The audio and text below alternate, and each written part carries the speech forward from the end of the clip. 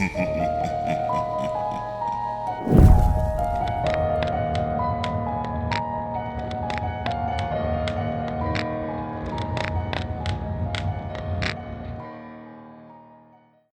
I sit down to write this narrative, the air around me has become cold and thin.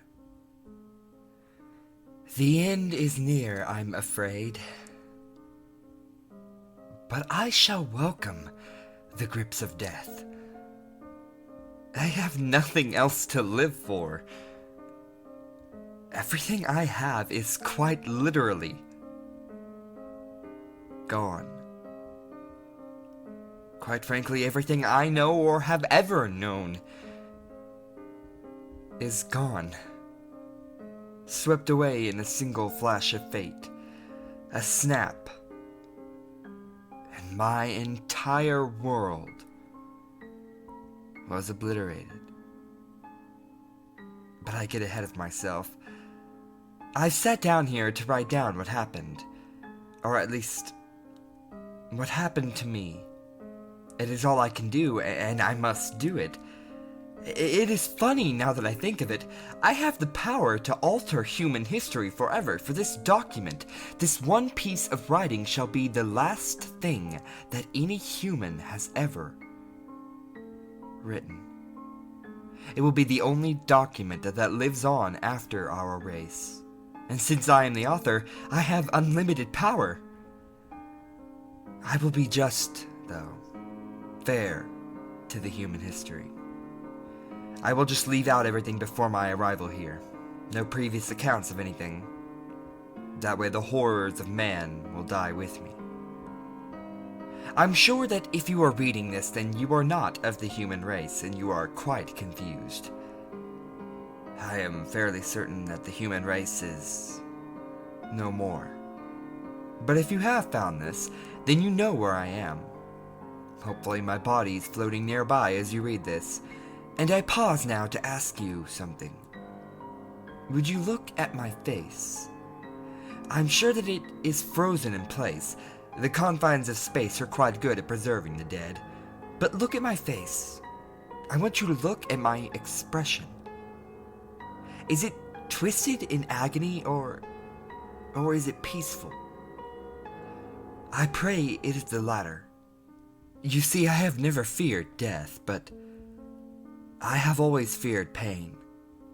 It's quite strange thinking of what I look like dead. I just wonder if a dead man sees his own face after he dies. Just think. Think if that was the last thing that you saw. Your own face twisted in pain. And then just darkness. Eternal. Blinding. Darkness. I feel an urge to just stop writing and to curl into a ball. It has gotten so cold now that my hands won't stop shaking, but while my body is dying, my mind is firing on all pistons, and I wonder if this always happens before death. Maybe the mind realizes that all is lost and it sacrifices the body, routing all energy to the brain.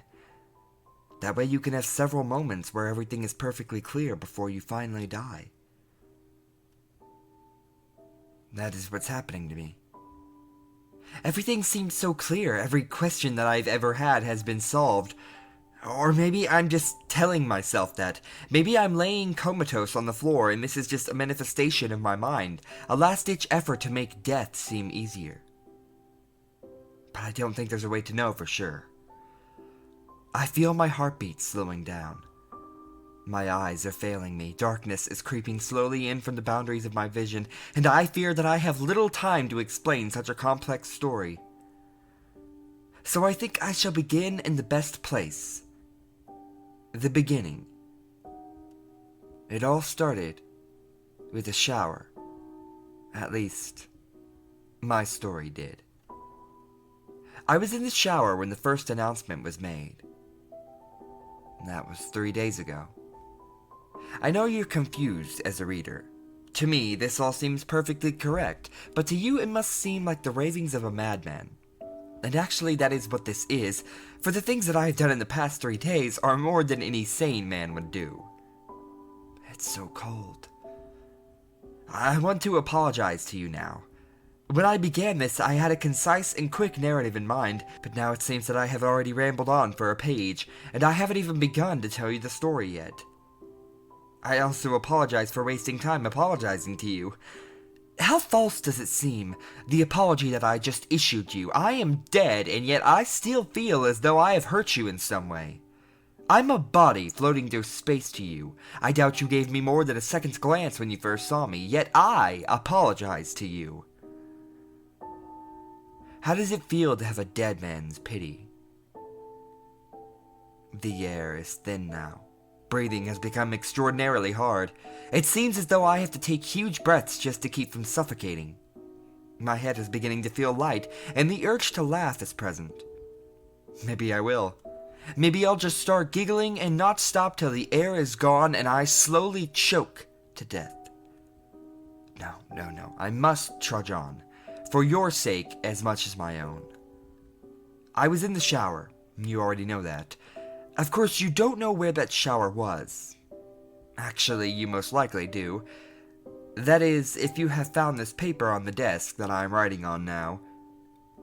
Well, then you know what kind of place I am in. For the sake of details, I'll tell you anyway. First, though, I must tell you who I am, then in turn what I do, for it would make no sense if I explained where I am and you didn't know who I was or what I did. You see, the place I am in is no simple structure. No, it is a complex place indeed. And seeing as how I want to tell you my story, it would be quite rude of me to not tell you who or what I am. Because who I am and what I do is a huge factor in my story, a valuable piece of info that you need to truly understand the complexities surrounding the series of events that I am about to tell you. My name is Lieutenant Commander Luis Farnick. I work for the NASP, that stands for the Neo-American Space Program. The year is 2110. The date is March the 7th. The Earth is gone. To read that on paper truly is hard. I know Earth is gone. I have known that for the past 3 days now. I saw the planet in its final moments. Yet to see it written out in front of me, in my own handwriting, it has a sense of finality. The air is thinner yet, so I must go forth, for I fear that if I dawdle any more, that I will not be able to finish before I perish. So to continue, I will tell you where I am. For as I said earlier, this place plays a huge role in my story.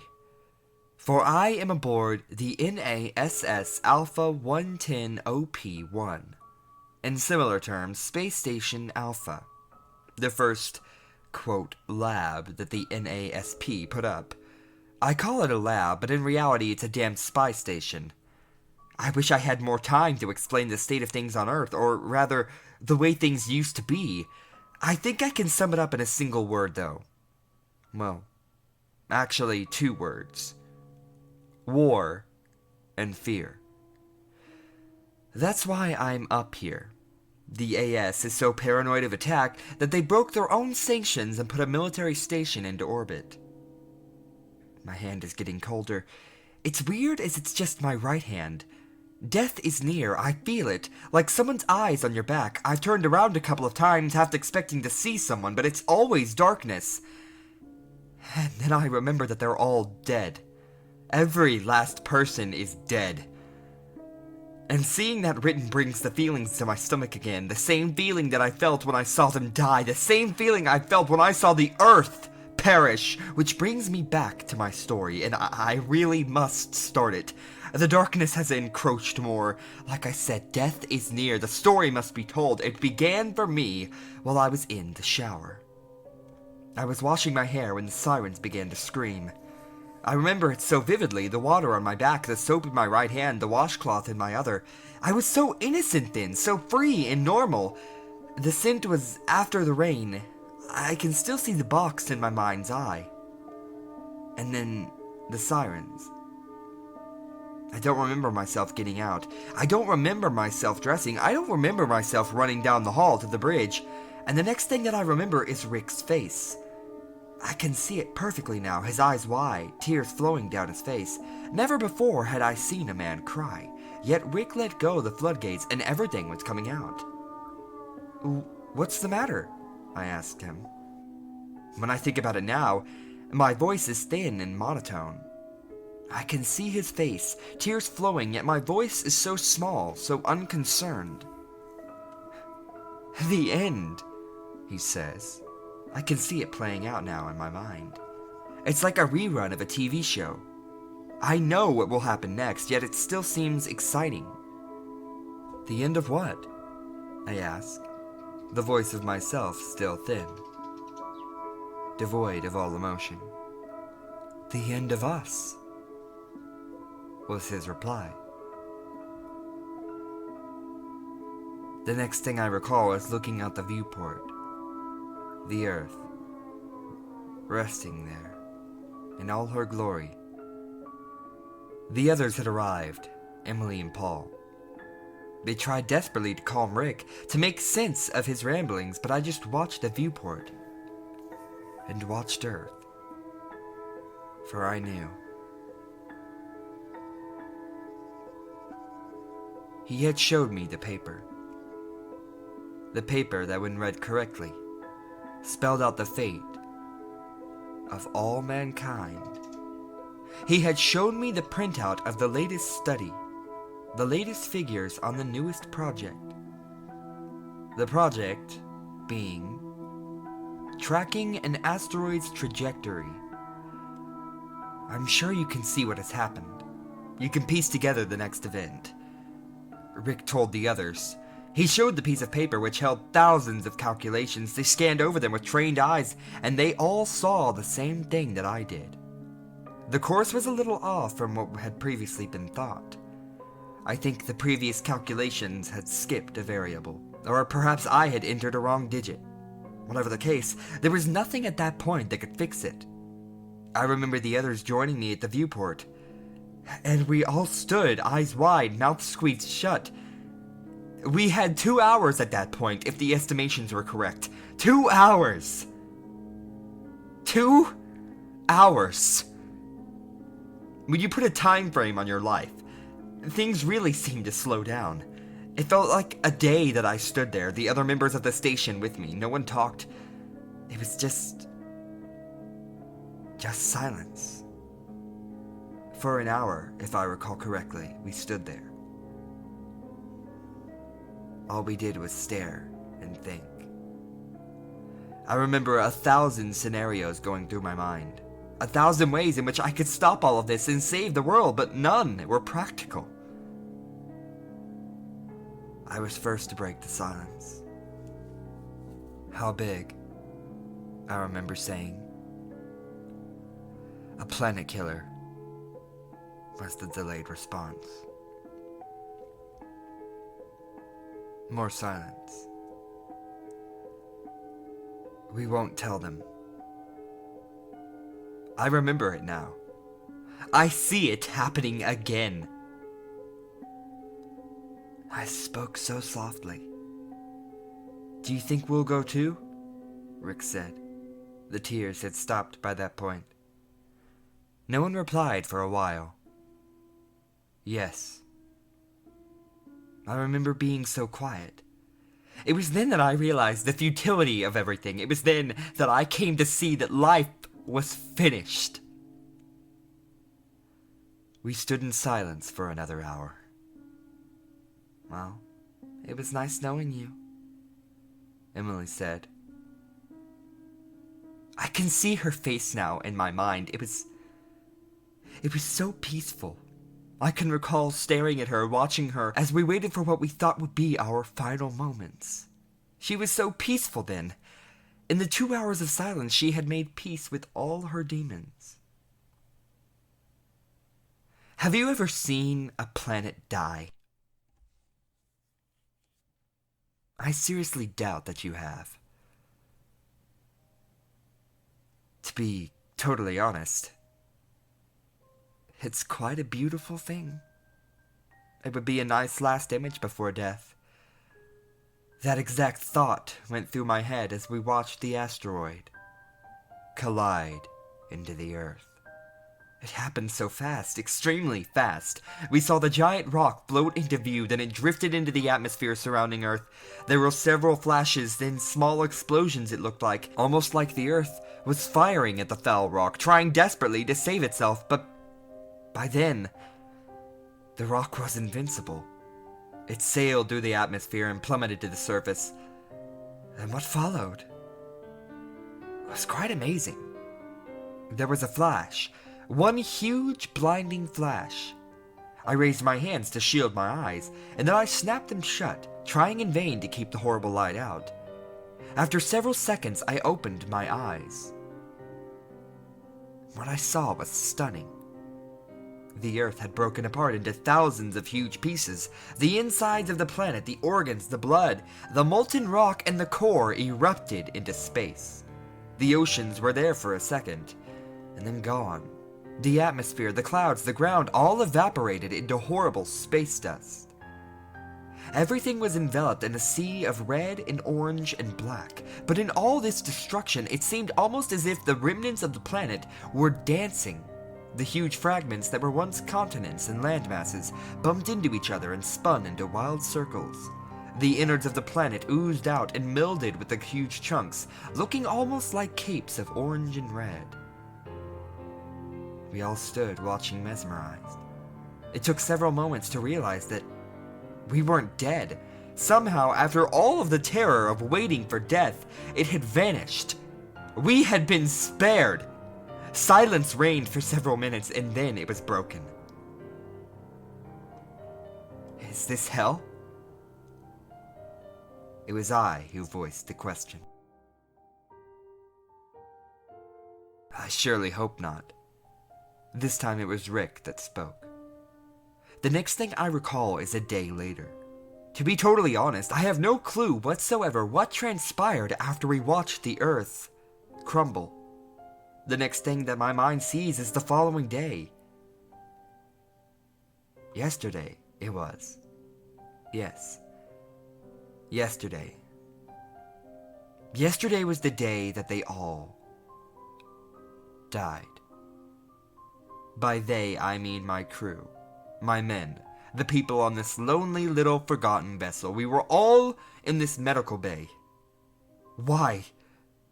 Well, I couldn't tell you, but that is what my mind sees. That is the location that I associate with their deaths. Me and Rick were talking about how we had been spared, talking about how long we had to live. He said that we could last for years on the station. He said that we had everything we needed.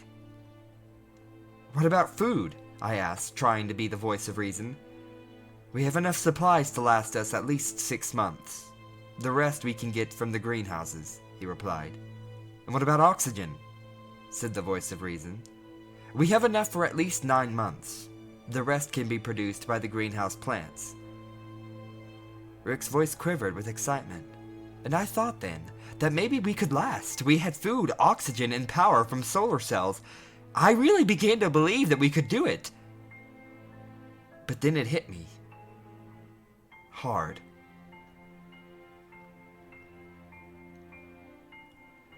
Water. It could have worked.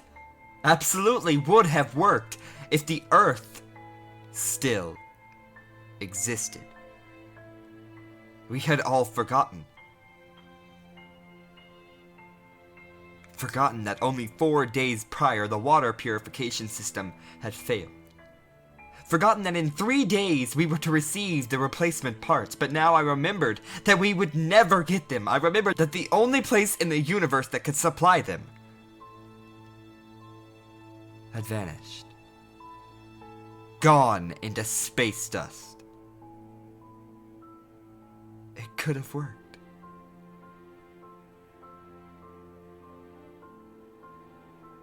What about water? I asked again. Rick stopped his calculations and looked up. His face showed pain, defeat, because he realized it too. We hadn't enough water to survive. We might Rick worked furiously, trying to do the math quickly, but I already knew. We had 4 people who would need water for everything, drinking, bathing, and menial tasks like brushing your teeth. We had at the most enough for a few weeks. Yesterday that was enough, since we only needed it until the system was repaired, but now it seemed like a raindrop. Rick, there's not enough. I remember speaking quietly again. I remember shaking my head slowly at first. I remember turning and leaning forward against the counter. Just wait. Just let me do the math, Rick said as his pen wrote faster, but I knew deep down, just like he did, that there was no chance. It was then that I saw the scalpel. It sat there in the bath of green, sterile liquid, the silver handle reflecting the light.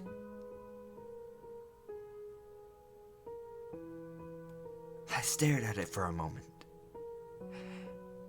And then I made my decision. I would save them by killing them. It took me a split second to decide this. I don't really know what switched it on in my mind. Maybe something just cracked, snapped. Maybe that would be a better explanation of what happened. All I know is that I grabbed the scalpel and turned around. I saw them all sitting at the table. Rick had his back to me. He was hunched over his paper. I paused for half a second, and then I moved quickly, as to make sure that I did it before I realized what was going on.